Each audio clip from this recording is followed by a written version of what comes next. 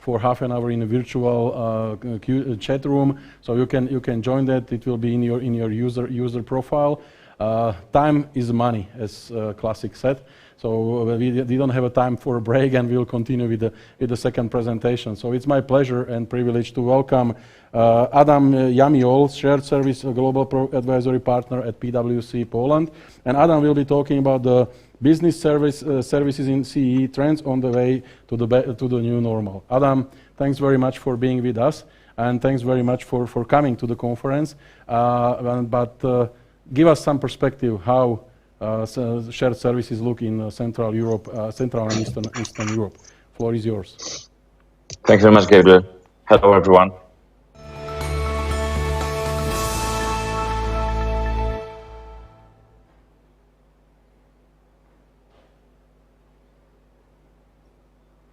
Thank you very much, Gabriel. Thank you very much, and hello, everyone. Thanks for having me. Just wanted to spend this time to give you some thoughts on the CE trends. Before I do so, I would like to expand a bit on my introduction. So I've been 20 years in this business doing GBS projects, primarily setting up new centers. Excuse me for a moment.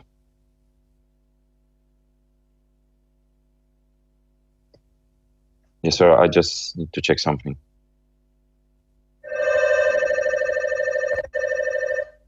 Excuse me, I have some disruption.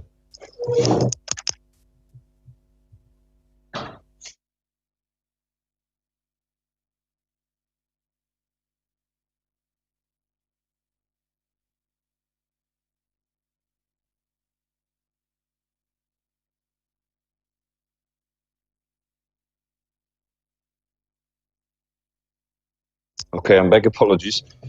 You see, this is the type of environment. It's at the worst time the delivery guy comes, and this is what happens. So just wanted to expand the introduction. So running the shared services projects, primarily setting up new centers and also expanding existing centers. And at PwC, we also believe in this model. So one of our regional centers is in Bratislava. So that's why we are here and talking about the business opportunities for Slovakia, but also for the whole region. So today I would like to cover 3 items. So very quickly, just to give you a perspective of the whole regional market in our CE region here. I would like to also touch base on COVID implications. I know we are getting tired with this, but I think we cannot ignore it. So let's acknowledge it and let's work around it. And then I will give you some trends on development and opportunities for GBS centers. Where are they heading and what's ahead of them? So very quickly, just to recap the size of the region here in our sector. So over 3,000 centers. I think that's very, very sizable region with 850 people employed in this sector only. With forecasted employment growing to 1 million employees in next 2 years. So I think this shows the power of our sector, and I think we all should be proud that we are in this business. This also, of course, you can see the growth rate being over 20%. I think it's phenomenal. I think it's very hard to find another type of business that is growing so fast and in over such a sustainable period of time. And as an extra fact here, I would like to share that half of this growth, so approximately 10% of the total growth of our industry comes from new projects, like some new investors coming to the region, and the other half, so another 10% of the total growth comes from extension of the existing centers. So centers that you run and you expand and you add new scope, new functions, new territories. This is how the sector continues to grow. Size of the center, average employment and size of the center, almost 300 people. I think that's pretty sizable. But of course, we know that there are centers with 4,000 people and with 35 people. So there is a whole range of different type of centers, and I think it's important that everyone gets the most suitable, let's say, scope and scale. And as long as it works from business perspective, if the business case is positive, I think we should go for it. There's also a large group of big centers, over 300 people. Some of them are reaching 1,000 and 2,000 and more. So that's I think it also shows the maturity of our sector. And interestingly enough, I mean, more and more centers are providing services outside Europe or even EMEA region. So very often servicing the US market, Canada. Also, sometimes we see also our centers here in the region servicing even South America.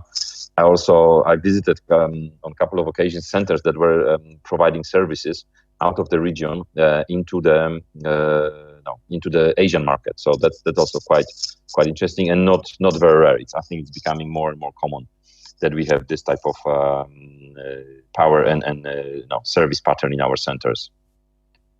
Now, very quickly, what COVID brought, I mean, overall, I'm a positive person. Let's say I see the glass half full rather than half empty, and of course we cannot ignore what's been happening with our sector and global economy and the societies around us. So as I see the challenges brought by COVID, I think they are mainly hopefully short term, and of course they are related to business implications like some core businesses suffering and struggling. So of course this reduces the volume at the centers, and of course the leadership team needs to manage how to address it. Is this short term or is it mid term? But hopefully it's only short term. So of course this creates pressure on the centers, and that's why some centers they had to take actions and reduce their employee base sometimes. So there were some job cuts in the industry. It's not a secret, and of course especially in some industries being more impacted, like airlines industry or hospitality and consumer goods and so on. So that's something that we see. Fortunately, some of this talent, or majority, or even all of this talent, could be absorbed by the centers that are growing. So I think that's positive. And then when it comes to the current situation, Tom and other panelists, they were talking about working from home and what's the answer here. And of course we know that we are kind of forced to do this, but we cannot continue working like this forever. So of course some companies, some centers are coming back to the office. Even in our business, I mean, here in Krakow where I'm based, in our office we got like up to 20% people coming back, but it's not kind of growing quickly to 50%, and we don't know what the autumn season will bring. So let's see how this develops. But definitely we see that after, let's say, first kind of a bit of even excitement when everyone went home and worked from home, and sometimes productivity even went up. Now we see that in the longer term, like this impacts people engagement and productivity and the way they handle their daily duties. So that's something that we need to keep an eye on it, and definitely support the teams through the management team and team leader structure to keep everyone engaged and motivated. What we see also as challenges is talent market slowdown. Fortunately, this didn't block the market in terms of people changing jobs and developing themselves into better career opportunities. There is more hesitation, or at least it was probably more 3 months ago than it's now. But I think it's a good sign that, again, if people are mobile, they are moving between companies, means that we are not stagnating, we are growing, we are developing, and we are kind of going ahead with the current situation. And when it comes to the working patterns and working from home versus working from the office, it of course needs to be well prepared, well thought, and employees some of them are very hesitant and some of them are more keen to come back to the office, depends on their personal situations. But I think what is important is that the leadership team should kind of have a dialogue in place with the employees and ask them, okay, are we ready to come back to the office, or are we doing any rotation, let's say, pattern or schedule? How are we managing this to give people access to the office? And some of them would prefer to do it permanently, and some of them would do it on occasional basis. So these are the challenges that we've been seeing in the market being impacted by COVID right now. When it comes to the opportunities, I think the positives are much stronger, and I think they are more long-term oriented. So the business continuity plans kicked off very quickly, and they proven strength of our region. When you compare, for instance, to Asia Pac, we saw immediately that the infrastructure here and people, let's say, ability to move to the homework very quickly, very effectively. I think this helped a lot.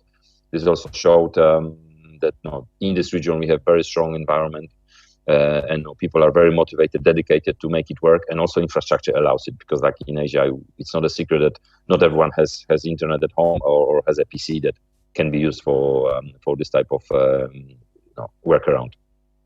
I think what this triggered also the whole situation is the new ways of thinking. So we are kind of forced into automation innovation, and Tom was talking a lot about this. I'm not going to repeat that, but I think it's kind of, we are more forced, and there is a lot of drive to do it. And for instance, everyone realized that, well, we cannot afford having written signatures using pens. We should rather use electronic signatures, digital signatures, and eliminate all the paper. So this, I think, surprisingly, even in the 21st century, I've been seeing a lot of companies until now pushing papers, and it's just unacceptable, I would say. But it was still happening. I think now it will be a very rare case after this, what we've experienced in the market. I think there is also opportunity that more work will come actually to the centers in our region, overall globally, but also in our regions. I think everyone realized in the business and in the headquarters of, well, the guy who was sitting in London or New York or Frankfurt, and he was saying that, well, I need to be here close to the board and close to the management team and attend the meetings. Now we know that he or she, they worked from home for almost like last 6 months, yeah, in some cases. So this kind of proof that this work can be done from another place. It doesn't have to be done from the headquarters office, top floor, or the board floor, whatever we are talking about. And I think this will, in a longer term, this will open more drive and more push actually towards the center. So I think from looking from the center perspective, we should be also allowing this and actually pulling these opportunities. I mentioned also the people impact. So I think there is strong development in centers and growth in centers like financial services and FMCG, pharma. So of course, they are growing sectors despite the situation, and of course they continue to grow and they continue to recruit people. So this I think takes away majority of the pain, let's say, of people impacted and all the dramas related to this when people are losing job because of this situation. And last but not least, let's not forget that, again, the balance between working from home and from the office will definitely change now. And I don't think personally it's going to be 50-50 very quickly, but I think we will be much smarter using the office space, and this will be lower cost because there will be better utilization of the space. And I think that it doesn't mean that companies will reduce the space immediately, but I think I've seen companies and my clients that they are not taking new extra space. If they were kind of negotiating to take another floor, they said, well, now I don't think we can afford it or we need that. We'll rather use the capacity of the office that we have, even if we need to grow by 50 or 100 or more new employees. Yeah. So that's how I see the opportunities and challenges, of course, in the market. I think for our sector in our region, it will bring more positives than negatives. And I'm happy to answer any questions after this quick presentation. So now let's have a quick look at the future of the business services, our sector. So I will talk quickly about let's say the speed of change, how this develops, and a lot of this has been covered by Tom and other presenters with automation technology. I will also highlight the data analytics component and also the growth of the scope. So more activities coming to the centers. And that last element will be related to overall kind of corporate culture, especially challenging in this work environment, but also people and talent implications. Let's not forget that now, despite nice office buildings and great technology and maybe great end-to-end processes, this business is still and gonna be based on people, and this is people business. So this is the main asset in our industry.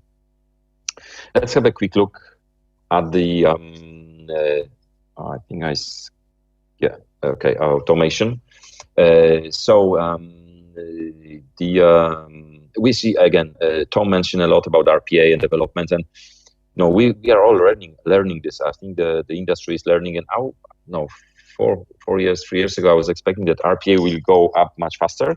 Although it's been kind of growing at the moderate pace. I think we see that the potential is much higher than we see the estimated level of automation now being 35, and I think this should go way beyond 50%.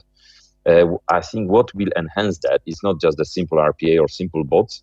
We see more and more focus on chatbots and machine learning and artificial intelligence, and I think this will come together to the market as a portfolio of different solutions, and this will enhance and strengthen, let's say, the automation strategies and transformations that were triggered by simpler RPAs at the beginning, and now they are converting and bringing more complex solutions. What is also interesting is the functions. I have to say, I have a finance background, and probably most of us in this conference have finance background. And initially I thought, okay, we can only do robots for finance. And yeah, I think to some extent the chart on the right demonstrates that. But of course, automating processes is not only about automating debit and credit and numbers. It's all about automating the electronic data that we have in the system. So this is applicable to HR and front office functions and middle office functions, data analytics, IT, procurement, marketing. You can actually put a robot everywhere, provided each is dependent on the process, not on the function. So as long as you have electronic records, or you can convert your data into electronic records if it's not in that format, and then if you have a capacity and scale. Yeah, scale is important. That's why it makes a lot of sense to run automation programs in the centers where you have much bigger leverage of the scale, and there is a better business case for this type of deployments.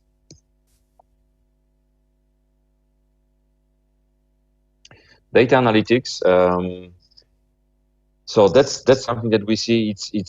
It has a strong potential, and kind of it should go head to head with RPA. Although data analytics kind of came to the market much earlier, I think, and we still see a big potential here. So I think today the use of this is not as let's say high as I would expect. It's approximately 13-15%. While we believe that in the future this will the data analytics can play a significant role, and especially in the industry like ourselves, and this is like the GBS industry, and this is primarily because of, again, the scale and access to different data records. So we should be aiming and transforming our mindset also to look not only at just processing data, but rather reading data and drawing conclusions, drawing insights, and giving these insights to the business, back to the business. Yeah, they gave data to the center, raw data. The center is kind of processing, automating the data flow, and then the centers should be reading the data, taking let's say insights and sharing them back to the business to be truly business partner here. When it comes to the functions where this can be applicable, I think it's just different majority of functions, different distribution across business functions, but majority have pretty big impact. Like, of course, marketing and sales. So that's all the customer data that can convert into shopping patterns and driving marketing campaigns and sales approaches. There is also a lot of data in finance and accounting. So of course, traditionally we're looking in finance backwards, looking at the historical numbers, assuring that they are reflecting rightly the past, make sure that the financial statements are correct. But nowadays, actually, we can use data analytics for drawing conclusions to the future. So leveraging and learning from what has happened and how can we react to the market. Other examples will be, of course, also customer service and supply chain procurement, where we have a lot of data. And again, using also the patterns of the procurement spend categories, this drives a lot of opportunities. This will drive opportunities in the future. Moving on very, very quickly, corporate culture. I think for some reason I've got the impression that we are showing every second slide. So just wanted to check with the technical team if we can adjust that. But I'm happy to cover a few other items without the illustration, if that's the way we can go forward. So here, corporate culture. So of course, it's all about maintaining the kind of satisfaction and corporate values within the employees. Oh, thank you very much. So maybe let's start with talent then. So we have, in terms of talent development, I know it's not a secret that people is the main asset here, and we need to look at people, talent development and career opportunities and how we attract them, but also how we retain this talent in our organizations.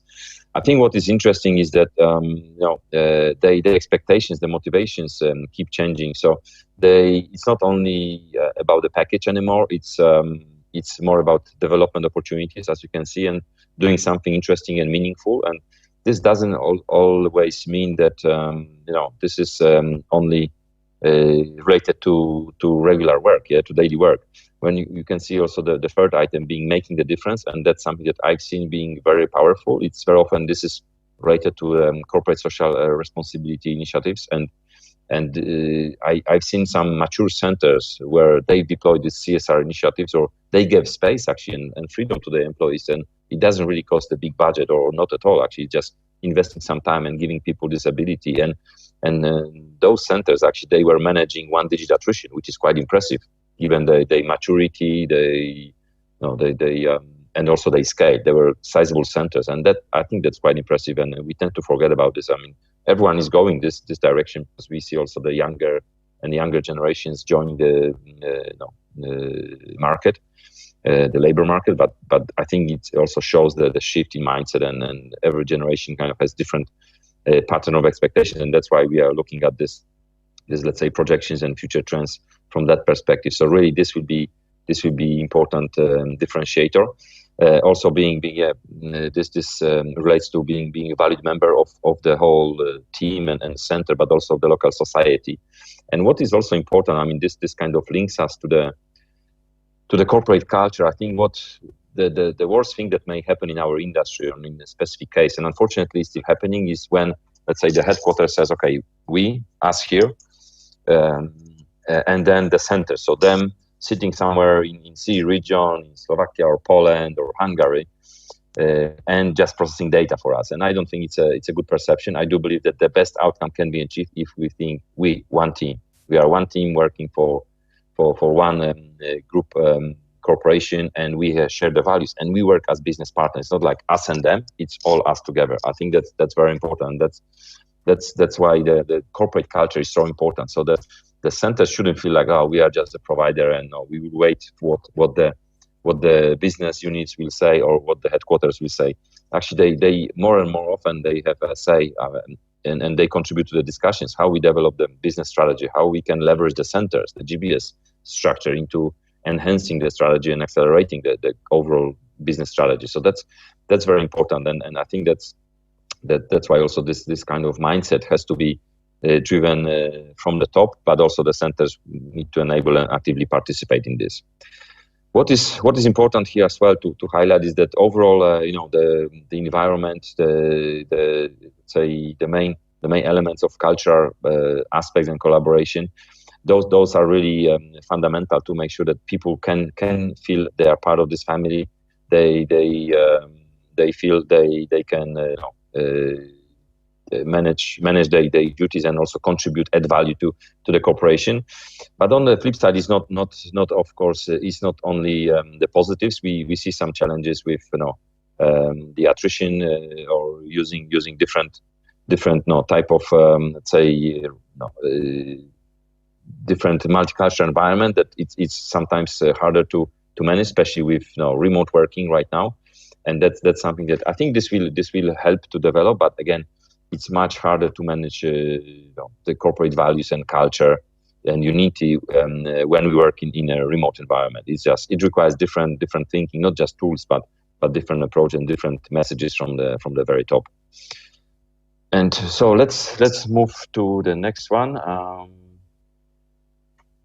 So from the human resources perspective, again, I just wanted to put extra thoughts here, because I mean, we all know that this business is all about people. Yeah, all the other elements are enablers, or the hygiene factors, but this is all about people. So how do we make it kind of from good to great? I think it's important that we invest in new technologies, but people are well prepared. Sometimes we just dumping new technologies, and we think that the teams will cope with those, but we need to make sure that they are well supported with new deployments.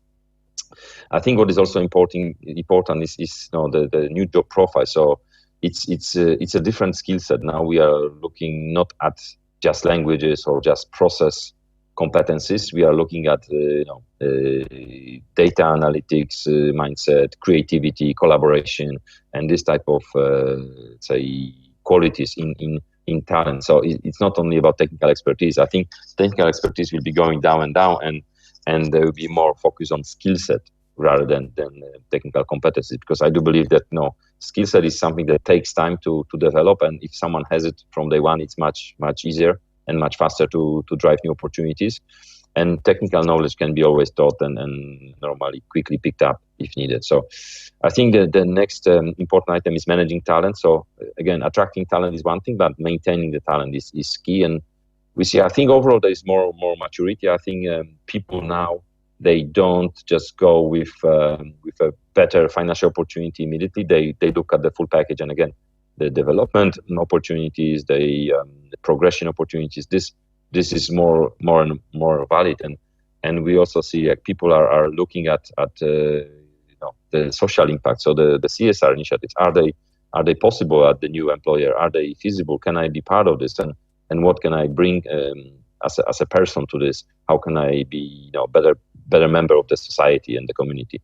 So I think that's important, and I think what is also interesting here going forward, how to keep this, let's say, stable and motivated talent is important. That the value proposition needs to be suitable for more senior talent and junior talent, for everyone in the organization, to make sure that they feel also all the opportunities. We see that that the attrition rates tend to be higher on the lower grades, but we cannot forget about the maturity of some other employee groups and the senior talent that we have. So they need to be also part of this, and we should be leveraging their experience and their leadership, but we cannot underestimate the role they have in the organization.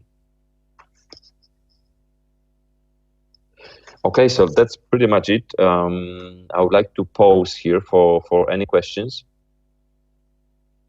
I'm sure you have some questions.